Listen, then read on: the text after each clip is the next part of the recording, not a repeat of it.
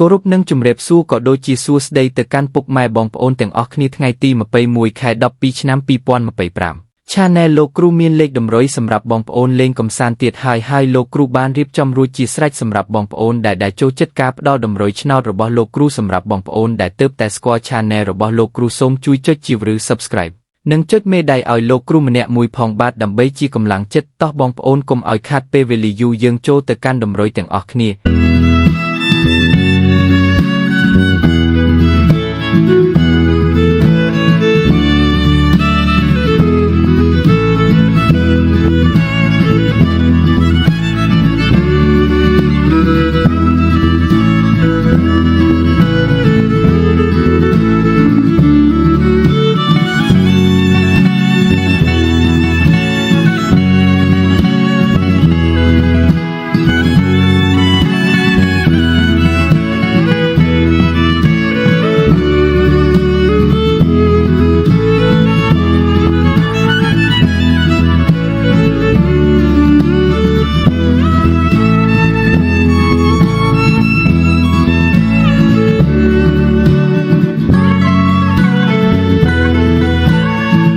ហើយនេះគឺជាតម្រុយរបស់លោកគ្រូបងប្អូនពេញចិត្តលេខ1ណាសូមយកទៅផ្សងសំណាងចុះលោក